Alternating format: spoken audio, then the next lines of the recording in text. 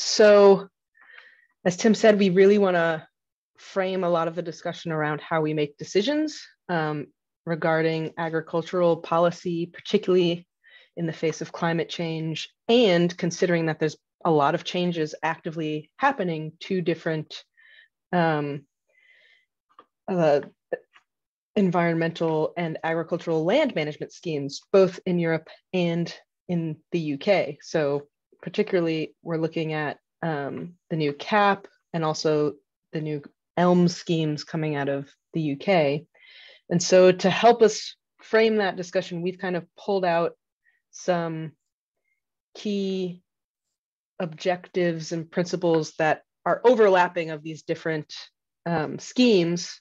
So when we talk today, just to give us some guidance about our discussions, we want to focus on how we can support viable farm income and resilience, contribute to climate change mitigation and adaptation, foster efficient management of natural resources, and then contribute to protecting biodiversity and enhancing ecosystem services. So that's just, I'll show you in a minute how we're going to try to facilitate the discussion, but that's to give you an idea of where these kind of discussion points are coming from. And then the other thing we're using to frame the discussion are going to be specific farming scenarios that we've been looking at in Solus as part of the project. So after I'm done kind of introducing how we're going to do it, that's what we're going to go into next, is describing the specific farming scenarios. So the way we're going to do this, so we're on Zoom. Hopefully people are familiar with it at this point, and if not, that's okay. Please use the chat to ask questions about anything.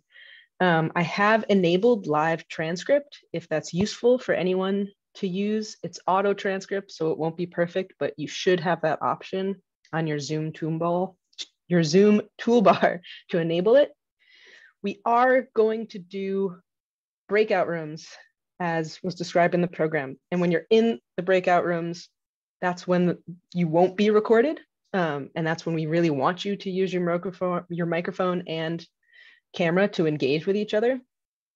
Depending on how many people we ultimately have once we start the breakout rooms, we might not have many of them, but that is the plan. The other platform we're using is called Klaxoon. So some people may have done it before, some people may not have, but it's basically a board that exists virtually and we'll be able to add things to it. I will show you now what it looks like. So I'll put a link in the chat so that anyone who clicks on the link, it will open up this board, which hopefully you're seeing now. And it's broken up into different breakout rooms. So whatever breakout room you're assigned, you'll have a section, and then you'll be able to zoom in on it. And that's where you will mostly be doing things. We do have facilitators in each room, so don't worry if you've never encountered this before, they'll be able to help you as well. But you can see here, this is how we're framing our discussion. So we're saying what policy decisions can help us meet these different objectives. Each objective has its own circle. And then this is kind of a very simplified breakdown of the scenarios that we're talking about today. So anyone who has a link to the board can hit this plus button and add an idea. You can also categorize your ideas. So if you are, some of the things we talk about might be generally for all of agriculture, and then some things might be particular to the bread wheat scenario. So I can select that, and then I can color code my idea if it has to do with climate change, or if I'm gonna put it in the income and resilience one, I can color code it here. And then I can suggest an idea and say, I don't know, subsidies for using inoculants, because that's something we looked at in this project. And then I can move it there. So that's just to give you an idea of how this works. You'll be in kind of one of these spaces looking at this, but you will also be able to move around the board later and see what everyone else is doing. But again, don't worry, there are facilitators to help you with this. So finally, just to recap as described, after we kind of share the farming scenarios, we're going to start our initial discussion and use the Klaxoon board for 20 minutes. But then we're going to come back together and get some additional information based on the modeling that was done as part of the project. So those will be introduced, and you'll also be given some PDF information from those presentations to help with the further discussion.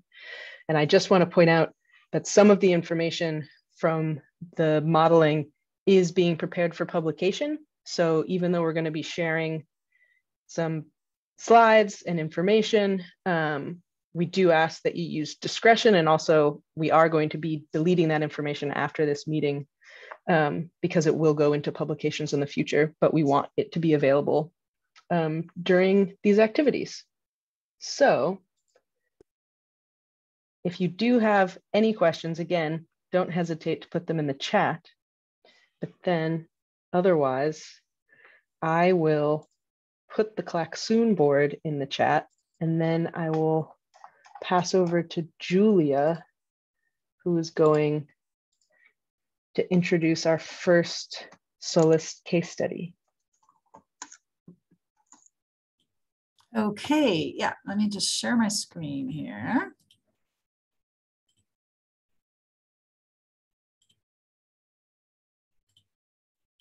Okay, so yeah, I'm going to just talk really briefly about some of the potato work that we've done in this project at Newcastle University, and just to give you a little bit of more information about potatoes growing in this part of the UK, what region we're in, what the climate's like, etc.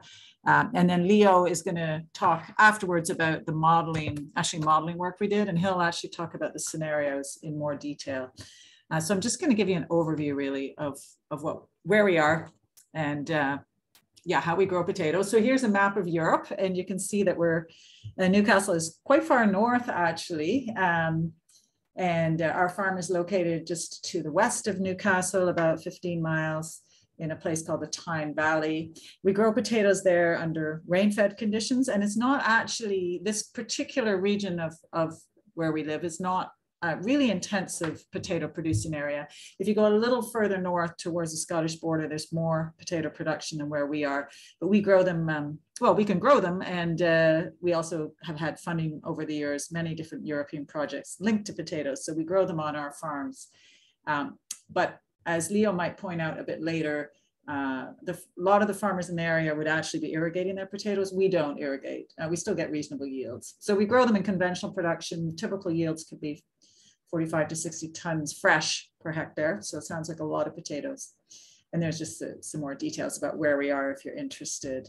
And so for the climate, if you're familiar with the Köppen climate classification system, it's considered a marine West Coast climate. I like this Metzger system that I just learned actually when I looked at Miguel's presentation yesterday, the environmental zones of Europe. So you can see we're up in, I think I put that in the wrong place. I believe I have actually, yeah, or maybe that moved when I made it. Should be Atlantic North, right? The color, sorry about that. This should be Atlantic North, so colder than Atlantic Central, which would be down here. We're more up here. From actual weather data, you can see it's in terms of the UK as a whole, it's actually not particularly wet. 664 millimeters of rain per year, distributed fairly evenly across the year, and average daily temperatures of 9 degrees Celsius. So Leo will talk a little more about the weather when he talks about the modeling in a few minutes. So the soil, I'm a soil scientist, so of course I always show my students pictures like this of soil profiles. So there's a profile of the soil at our university farm pit that we dug a few years ago. You can see water in the bottom. This is winter time, wet and cold in the winter. And if you know anything about soil science, you'll know that this reddish color here, these mottles are indicative of anaerobic conditions for quite a bit long parts of the year, and you can see them up close here as well. So it shows that this soil is typically wet a lot of the time. The fields are drained, but they're still quite wet, and they're if you know the world reference base for soils, it's considered a district stagnosol, so a glade soil. So not ideal soils for potato growing, but we can, as I said, still get some reasonable yields. So we've been involved in a couple of projects over the years linked to nutrient use efficiency, or NUE. So that's why I thought I'd just mention this other one, New Crops, which took place between 2009 and 2014. That was an FP7 project. In that project, we were looking at nitrogen use efficiency. In other parts of the project, they were also looking at phosphorus, but we were looking at nitrogen with potatoes and looking at the role of different genotypes in how they affected nitrogen use efficiency, really looking to see whether some genotypes are more efficient than others at accessing nutrients from the soil. So Leo's going to show you some model results using data, based on data from that project. And then in the SOLIS project, SOLIS, as Tim's explained, looks at sort of the multiple effects of different stresses. So not just deficient nutrient stresses alone, but looking at interactions between nutrients and water, for instance. Now, in our experiments, we were looking specifically at phosphorus this time with the potatoes, again, looking at whether there was any genotypic variability and potential to access phosphorus from the soil. And then we also were looking at agronomic innovations, in this case, microbial inoculants that you might have heard of. So here's a picture from one of our field trials. There's some potatoes in the field on a lovely sunny summer day. And this is just when we were planting the tubers. That's actually a granular inoculant. And in this field trial, because we had such a small amount available, because this was inoculant produced by partners in the project for experimental purposes, we had to actually apply it by hand using a tiny, tiny little spoon. That was rather a tedious job, which I somehow managed not to be available for the day they were doing it. But the team had fun doing that on that day. So just some of the theory behind it. So as I said, we've looked a lot over the years at genotypes and nitrogen or nutrient use efficiency in general. How could genotypes maybe vary? What characteristics might they have that make them, have a variable nutrient use efficiency? They may have deeper roots, right? So in this project, we've had a big team of researchers working specifically on roots in more detail. There's been workshops specifically on that. They could have different properties like improved harvest indices. So the way they allocate resources to their harvested component versus the rest of the plant might be different. They might have different, what we call translocation efficiency. So how effectively they transfer nutrients and resources from the above ground, in the case of potatoes, the above ground biomass into the tubers, right? These are all sort of different characteristics that might vary. They might also have longer, larger canopies. So that's particularly if you have potatoes that take longer to mature, then they're going to access more resources from the soil and might be more efficient at using them. There's just some images of the canopy. So those are some characteristics. There's other ones as well that there might be genotypic variation. And then inoculants, that's the innovation we've looked at in this project. How could they affect nutrient use efficiency? So the inoculants we've been interested in this project have included AM fungi, so mycorrhizal fungi. These fungi form close associations with the roots of plants, and they basically increase the a volume of soil that the roots can access resources from. And I often show this little image when I'm teaching about AM fungi to my students, just to remind ourselves it's like a sort of symbiotic relationship where the plant is benefiting because it's getting some nutrients from the fungi, and the fungi in turn benefits by getting resources from the plant, so particularly carbohydrates. So that's why those fungal organisms are forming associations with the roots. They're getting something out of it as well. In the inoculant that I showed you on the earlier slide, we also included another fungi called Trichoderma that can have some benefits with the promoting growth and improving access to resources, and also some bacteria that may be good at solubilizing phosphorus from soil reserves. So it was what we call a consortium of organisms in that inoculant that we used. And we measured in the field, looking at whether it did actually improve phosphorus uptake and yields. So those are sort of the two kind of variables that we'll be looking at in the modeling, genotypes and inoculants. And the modeling work was, Leo's done a lot of that, and he's using this model called DSAT, which is a cropping systems model. DSAT's really a a group of many different models depending on the crop that you're modeling. So the actual submodel that's being used is Substore. So you'll see Leo referring to Substore. That's the potato model in DSAT. And what we did was we used a lot of the measured data from these experiments I've just mentioned to do two things. First of all, to calibrate the varieties within the model. So to check that the different parameters in the model that are describing or simulating crop growth and development are doing that accurately for the different genotypes. So we've calibrated some varieties.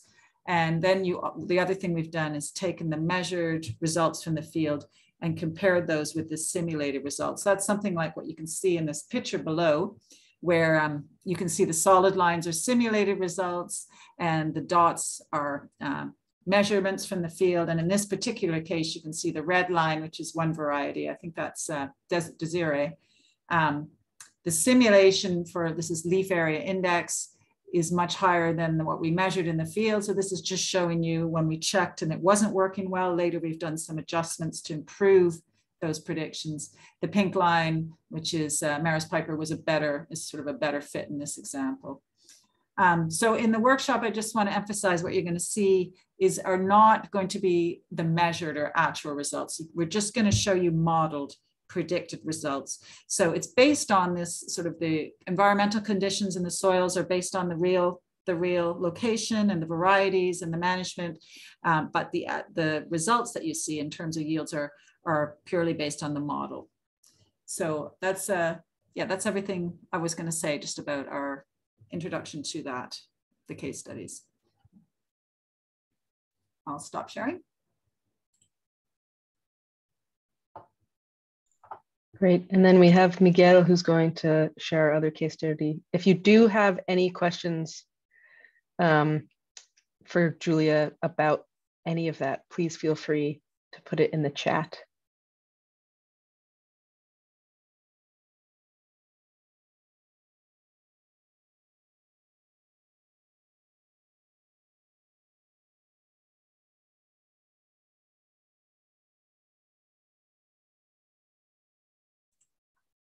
Can you see my screen? Not yet. Not yet. Okay. 1 minute.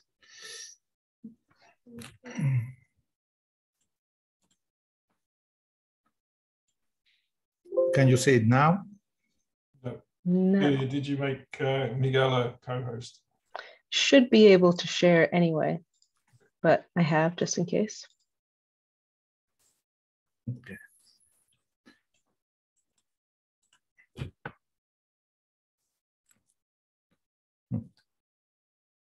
Okay.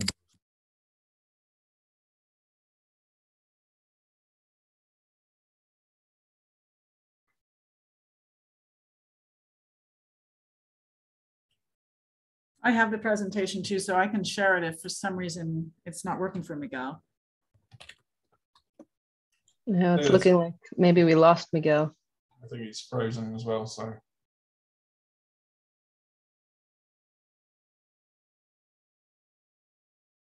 Miguel, can you hear us? No. Well, maybe we go to the contingency. Oh, hold on. He's here now. Miguel, can you hear us?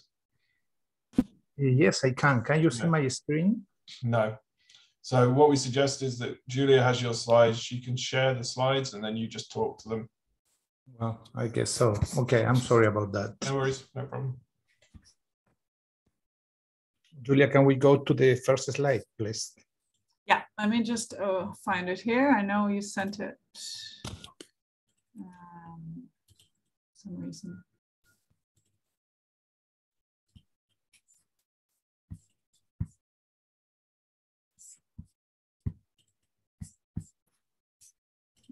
Well, between my name is Miguel Quemada, and I am a professor at the Universidad Politécnica of Madrid.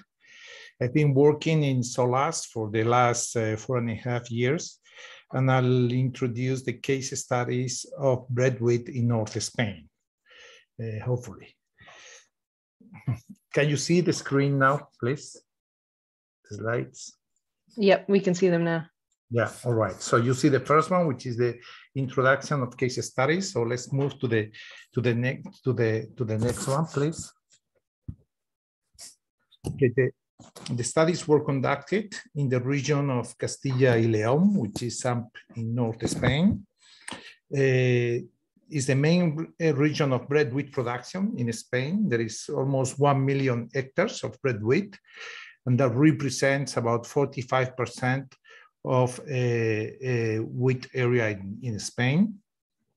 The production is 4 million tons, which is about 50% of the Spanish bread wheat production. And in this area, the average yield in the region is, under rain-fed condition, is 4,000 kilograms per hectare. Under irrigated condition is 6,300 kilograms per hectare. Those yields might look low for North European countries, but they are common here. What we obtain is a high protein content. So it's easy to obtain good grain quality over 14% protein content. Can we move to the next, please? Well, the climate in the area is temperate, dry, and warm summer. So the mean annual precipitation is 438 millimeters, and the mean temperature 12 degrees Celsius. To give you an idea, this is like a high plateau where the mean altitude is 750 meters. Really, the summers are hot and dry, and winter is cold. Actually, we can get snow over the wheat fields almost every year. If we look at the environmental zone, which is the map with the colors on your left, it is classified as Mediterranean North, right? Well, on the left side of the slide, there are some data of annual data from 2018 to 2021 during the wheat growing season of Palencia, which is the city where we had the location where we had most of the studies. As you can see, the rain is scarce. The wheat here is sown in beginning of November and is harvested by the end of July. And not only is the amount of rain is not very high, but also it's important the distribution. You can see that the first year, the one on the top, there were 267 millimeters, so very similar to the one on the bottom. But the one on the top, most of the rain was during fall. Spring was very dry, and the yield was very low. On the other hand, the one in the bottom, the 2020-2021, with a similar amount of rain, spring was wet and water stress was much lower than on the upper plot. So that's one of the reasons why the modeling is so important, because really there is a large variability in rainfall prediction. Actually, the prediction for future climate are that the amount of rain is going to be similar or slightly lower, but the variability in the distribution is going to increase. Can we go to the next slide, please, Julia? With respect to the soils, most of the soils in the area, the crop soils, are cambisols, calcisols, and areноsols. Here you have a profile of the characteristic profile of the area, and it's coming from one of the field studies we had. You can see the pH is about 6.6, so the pH is very good, but the organic carbon content is low. It's below 10 grams per kilogram. The texture and the stone content is important because they're responsible for a very low water holding capacity. It's a sandy clay loam, and the stones on the upper part, they're close to 40% and are then underneath even higher. So with such a low water holding capacity, plus the dry conditions we observed during the spring, make that water stress certain years is very important. And we pass to the next one, please. Well, connecting with the previous presentations, the objective for us was really to improve the crop performance of bread wheat exposed to combined but variable limitation of water and nitrogen. And what we had were what we tested were 4 with different genotypes with different routing systems. Some of them were deep routing systems that explore a lot of soil, whereas the others were shallower and they explore less soil. And also we have experiments on the rain-fed and irrigated farms. So therefore we were able to control the water availability. And the other important objective, which is related to the modeling, is to select and implement and evaluate some innovations. Well, really more than innovations, as you will see, there were strategies, because they are not so new, many of them, but they're important strategies to enhance the field performance of the wheat crops. Can we go to the next one? Well, we had a farmers network that first meeting was in 2017, and then we were conducting field trials with them from 2018 to 2021. We conducted a total of eight experiments. All of them, they lasted for 2 years. Not all of them were successful, let's say, but we have experiments under irrigated and rain-fed conditions. And these experiments have been the base for constructing our data set. Next slide, please. The other important thing of the farmers network is that they help us to design the scenarios, to pick the strategies, and to design the scenarios that we are going to test with the models. From the meetings, there were basically 2 very important strategies that are interested to the farmers. They were interested in introducing legumes into the crop rotation, and also to adjust nitrogen fertilizer. Really, they were looking for fertilizer saving.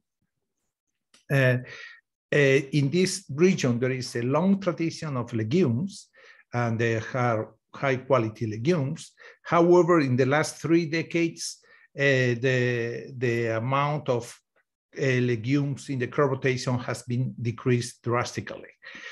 The main reason for that is economic, really, because they are not able to compete with the legumes that are imported from mainly from America. So they have programs in the region to promote using legumes, but only with a very small quota. They promote like cropping legumes is 1,000 or 2,000 hectares, so they can preserve the varieties, the cultivars, but still is a very low surface that is occupied by legumes. So really the point is, what they were really interested, the farmers, is if introducing legumes allows high nitrogen fertilizer savings in the wheat that was coming after the legume, so they can pay for the decrease in the benefits of introducing the legumes. Next slide, please. Well, we had in each farm, we had the 4 wheat genotypes over the non-legume precedent and over the legume precedent. And each of the genotypes, we have the different 3 nitrate rates. In this case, we try different soil analysis and plant sensors to adjust the nitrogen to the crop requirement, but I'm not going into that because it's not relevant for this modeling. But what is relevant, and can we go to the next one, please, is how we use these experiments to design the scenarios. So the scenarios that we are going to test in the models, there are 2 different precedent crops, barley or a grain legume, and we are going to have 3 different nitrogen levels over each precedent crop. The recommended nitrogen rate after the barley for the area is this 111 kilograms nitrogen per hectare, which is N2 after the barley. And we had a reduced nitrogen fertilizer rate, which is 78, and a control with no nitrogen application. After the grain legume, we have the recommended rate was similar to the N1 rate after the barley. That was about a 30% reduction compared to the N2 after the barley. And then we have a reduced nitrogen rate after the grain legume, which was 39 kilograms of nitrogen per hectare. So we have a reduction of 50% compared with the recommended legume, fertilizer rate after the grain legume. For modeling purposes, we only simulated NOGAL, that we'll see later on some of the results, and under non-water limiting conditions. Last slide, please, Julia. So thank you for your attention. I'll leave you with an image of the barley and the pea present crops, and we planted the wheat over them. Thank you.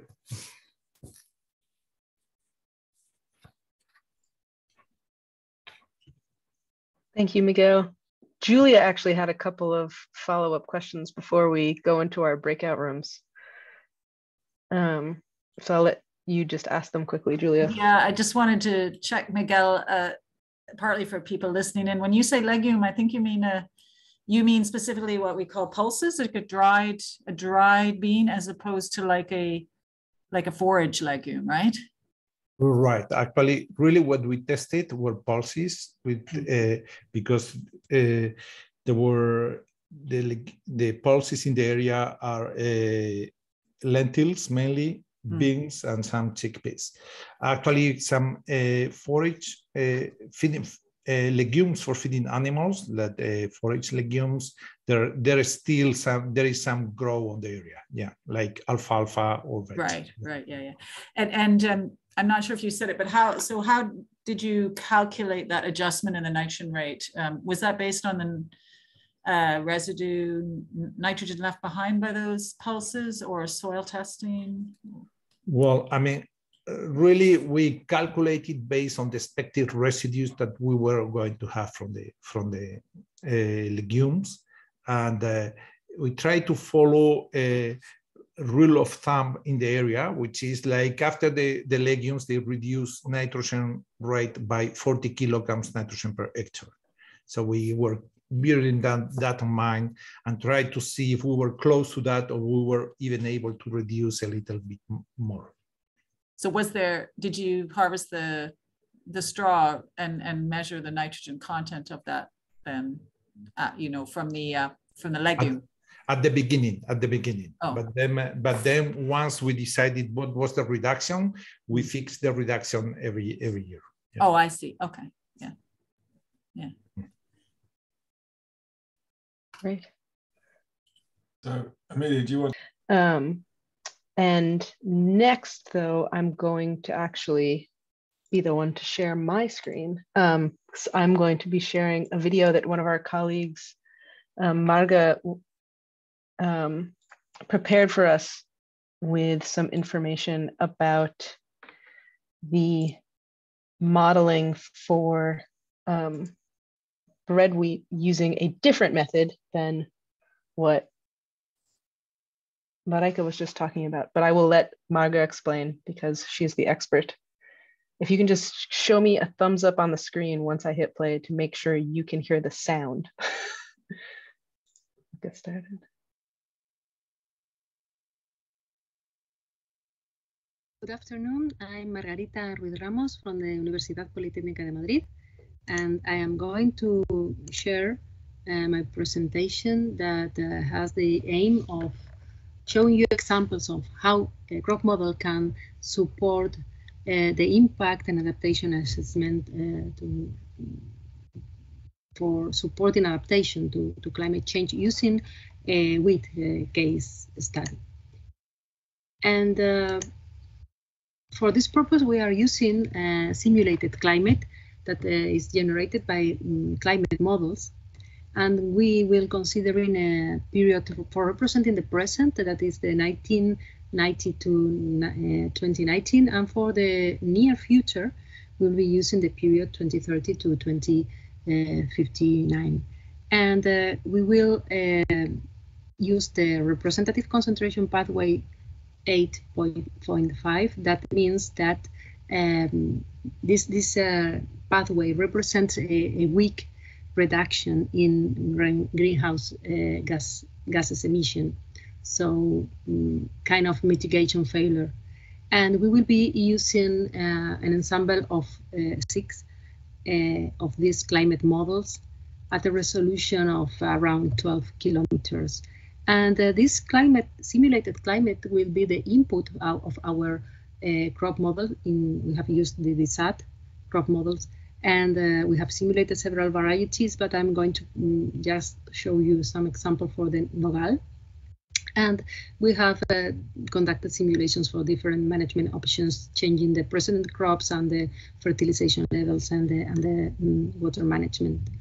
And previously, to apply a crop model, you have to calibrate it to be sure that you have a reasonable representation of the observations. And here you can see the comparison obtained for the calibration of the SAT model for this cultivar, comparing the flowering date and maturity date observed and simulated, and the results were quite good for phenology, and also when comparing simulated and observed biomass and crop yield.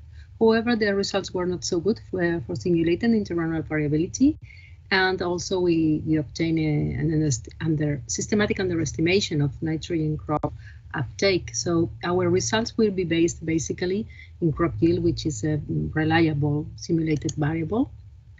And for these conditions that we perform in the calibration, we conducted some simulations under no water limitation of and obtaining the climate change impact of wheat yield in a Spanish location, Palencia.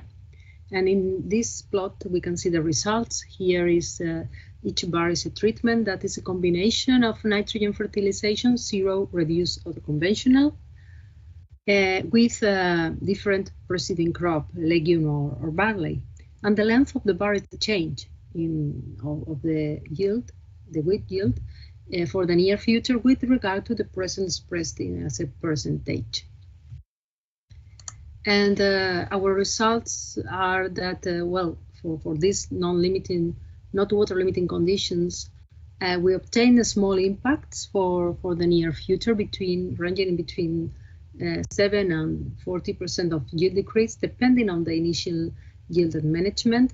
But the effect of the treatments could be detected, and when the precedent crop, I mean the treatments between nitrogen applications, and when the precedent crop is legume, the yield decreased less, and the yield change was similar for reduced and conventional nitrogen applications.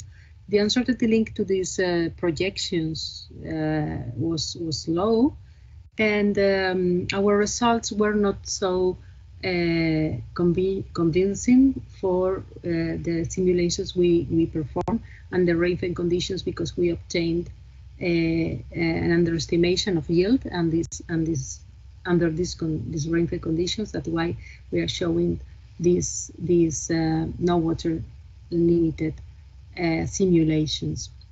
But still, with these results, we could see that the model helped us to understand the responses, the crop response to different treatments under different climate scenarios. Even if we know that we need to improve our model response to the limiting factors, especially water and nitrogen. But something that I would like to stress is that in this simulation is just about impact. Adaptation is not considered yield yet.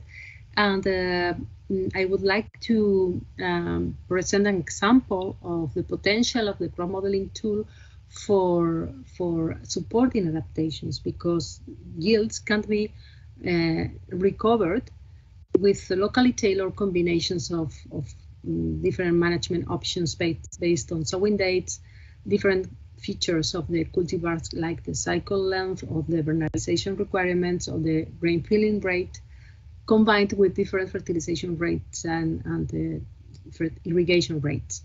And for this purpose, we developed an approach based on the adaptation response surfaces. And I would like to show you an example that we conducted in a former project based on modeling, fully on modeling for adaptation. And this is the summary of our results of a study case that we conducted for rain-fed wheat also in Spain.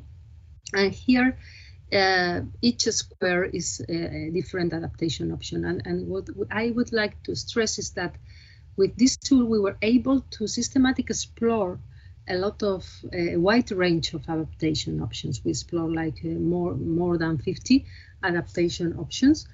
And here you can see the most promising ones, and you see that we combined in these different phenological duration, shorter cultivars, standard or longer, combined with earlier or standard sowing, and also we combined we perform combinations of this management with winter wheat, with spring wheat, and for each one with rain-fed and with supplementary irrigation that consisted in only one application of 40 millimeters at flowering.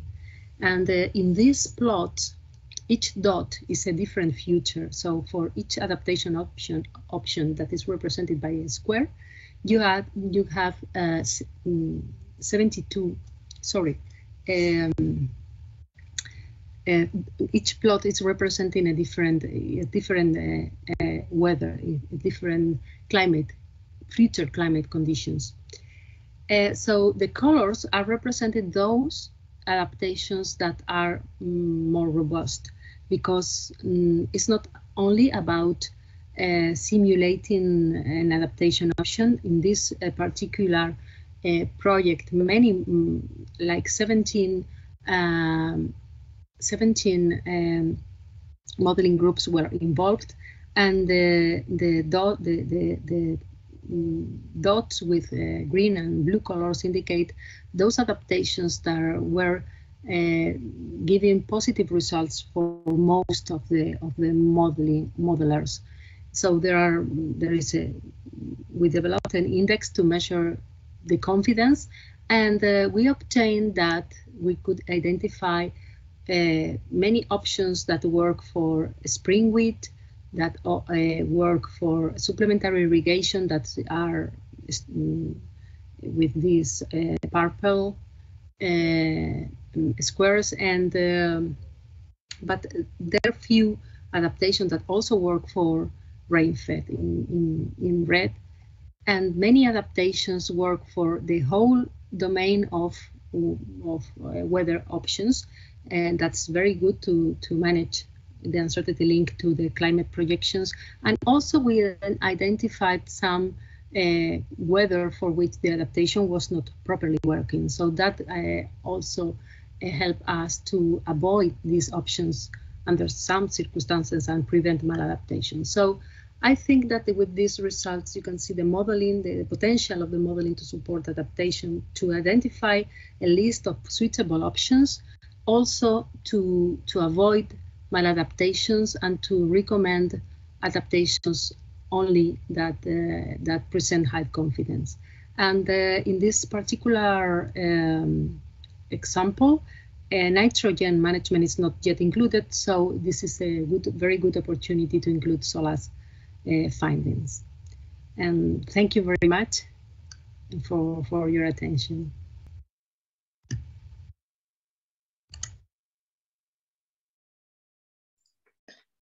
So thank you to Marga, who unfortunately couldn't be with us, but hopefully that presentation will give you some context for when we share you the PDF of those slides as well, with some results. And then the final bit of information we want to add to everything we've been sharing with you today is some potato modeling that Leo is going to present.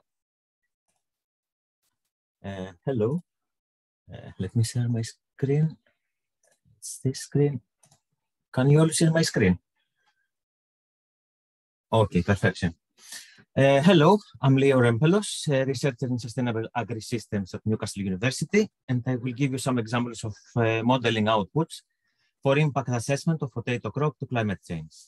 As previously mentioned, those examples could be used to illustrate the type of results that can be obtained with crop modeling in order to aid decision-making.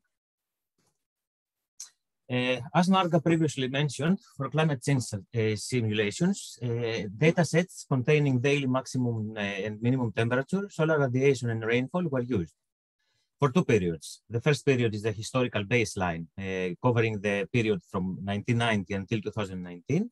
And the second is a future period, covering 2030 up to 2059, using a projected climate dataset demonstrating the representative concentration pathway 8.5 scenario. The RCP 8.5 is taken as the basis for worst case climate change scenario and is based on what proved to be an overestimation of projected high CO2 emissions. In order to simulate the baseline and the future yields, potato yields, we use the Substore potato model, which is actually embedded within the DCSAT software and simulates daily the growth and development of the potato crop using the information on climate, soil, crop management, and genotype. Briefly, this model is divided into four sub-models and simulating at once the phenological development, the biomass formation and partitioning, soil, water, and nitrogen balances to provide a realistic description of the whole plant soil atmosphere system. Genetic coefficients, which are actually specific for each genotype, are used by the model in order to control tuber initiation, leaf area development, and the actual tuber growth rate. So before adding the models, we have to make sure that our genotypes are actually calibrated for the specific area, so the simulations are correct. In our case, the model accurately simulated the observed in-season biomass and final yield for each of the genotypes that we used. As Julia mentioned at the beginning of this workshop, our climate change simulation used baseline data from two historical experiments that took place at the Newcastle University Nafferton farm in the northeast of England. And we use those data in order to compare, first, crop yield across multiple nitrogen application rates, like a high nitrogen application rate of 250 kilograms, medium application rate of 125 kilograms of nitrogen per hectare, plus no fertility, like no fertilizer was used. For three genotypes, one intermediate, that's Sante, and two late genotypes, Cara and Sarcomyra. And the second simulation, we compare the use of a biostimulant, it's a arbuscul mycorrhiza inoculant, and three genotypes, two intermediate, Desiree and Maris Piper, and one late genotype, which is again Cara. I will now go through some of our preliminary model outputs. In the following graph, each bar, it's a combination between nitrogen fertilization rate and genotype, while the length of the bar, it's the percentage of change of tuber yield in the future compared to the present. So what we see, the overall outcome is that the climate change, actually the elevated carbon dioxide, may increase potato yields in the northeast of the UK in the future. Specifically, Sarcomyra yields could be increased up to 60% when 250 and 125 kilograms of nitrogen are used, while, on the other hand, yield increases around 30% and similar for all three genotypes when no fertilizer is used. What we also observe is high variability in tuber yields between the growing years. This is illustrated by the black line at the top of the bars, which is the standard errors. In the following graph, again, each bar, it's a combination of an AMF inoculant, it's like with and without AMF, and the genotype, while the length of the bar is again the percentage of change of tuber yield in the future compared to the present.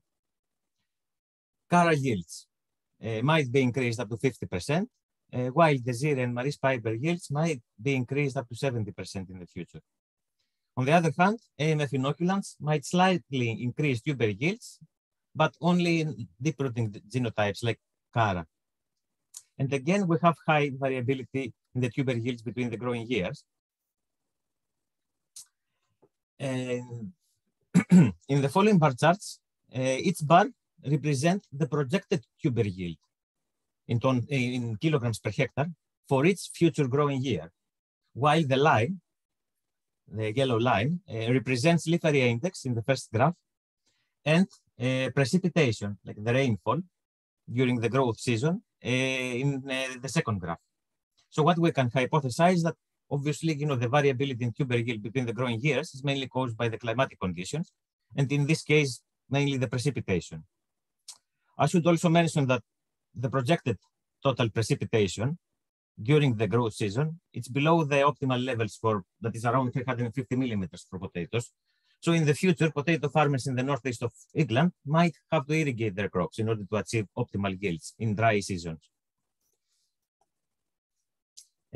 This case study, it's only a really basic example in order to illustrate the type of results that can be obtained with crop modeling. This analysis shows that potato yields in the northeast of England are likely to increase due to elevated carbon dioxide, with the more pessimistic climate change model that we used. And these outcomes are actually in line with other studies that they expect that the climate change will cause a potato yield increase in similar climates. Closing, I should mention that the model that we use, the Substorm model, it's a really powerful tool that predicts future outcomes. However, it's also necessary to further improve it for producing more accurate model response to other limiting factors. For example, global phosphorus reserves are likely to be significantly reduced in the future, while potato blight and pitch potato aphid thresholds are expected to increase in UK. However, the Substorm model does not address climate change possible effects on crop yield due to future phosphorus limitations and biotic stresses like plant diseases and pests. That's all from me. Thank you very much.